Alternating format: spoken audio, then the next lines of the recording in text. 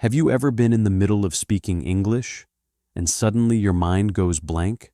You know the word, you've heard it 1,000 times, but right when you need it, poof, it disappears. It's embarrassing, right? You start to panic, your confidence drops, and you end up saying something like, what's that word? You know, the thing, yeah, I know exactly how that feels. Because a few years ago, I was the same. I remember the first time it happened to me. I was in an online meeting, trying to impress a foreign client. Everything was going fine, until he asked me a simple question. So, what's your opinion on that? And guess what? I knew what I wanted to say, but I forgot one simple word, important. I kept saying, it's very, good. The moment passed. I looked unprepared, unconfident, and after that day, I promised myself, I will fix this, no matter what. I started watching more videos, reading grammar books, memorizing word lists, hundreds of words, but still, every time I spoke, I forgot them again. That's when I realized something shocking. The problem wasn't my memory, it was my method. Part 1, Why we forget words. Here's the truth. You don't forget words because your brain is weak. You forget because your brain never learned to use them.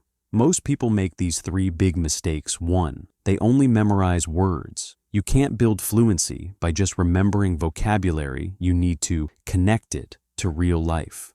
2, they never use new words in sentences. They write it once in their notebook and forget it. But the brain remembers what it uses repeatedly. 3, they speak with fear. When you're nervous, your brain blocks access to words. It's not your English that's weak. It's your confidence system shutting down. Part 2, the realization. So one night, I tried something different. Instead of memorizing, I started talking to myself in English out loud. I describe everything around me. This is my laptop. I'm editing a video. I'm drinking coffee. At first, it felt stupid. But after a week, I noticed something. Words started coming naturally. Because now, my brain wasn't learning English. It was living it. Part 3, the system that worked. Here's exactly what I did to stop forgetting words. 1, input. First, listen.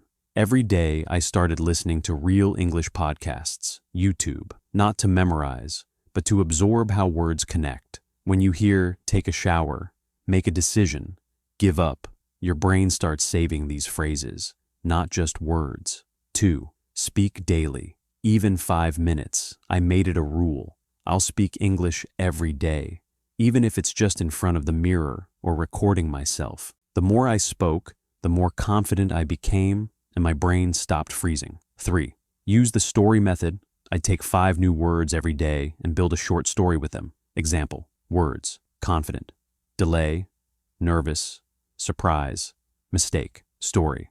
I was nervous before my presentation, but I stayed confident. There was a delay in starting, but my surprise came when the client said, "Great job."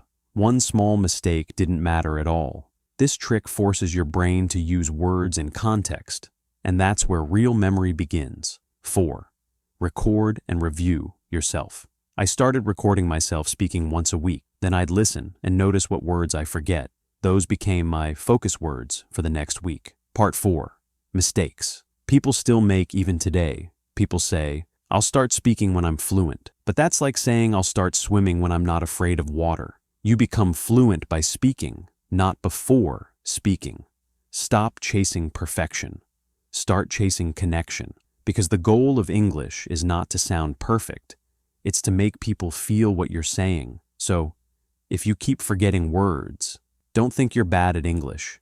You just need to change how you learn. Start today. Speak to yourself. Record your voice. Use words in real sentences. And remember, fluency is not a talent. It's a habit. You don't need perfect English. You just need the courage to keep speaking. Because once you stop being afraid of forgetting words, you'll realize you never really forgot them. You just never gave them the chance to come out. Now go speak. Your English is waiting for you.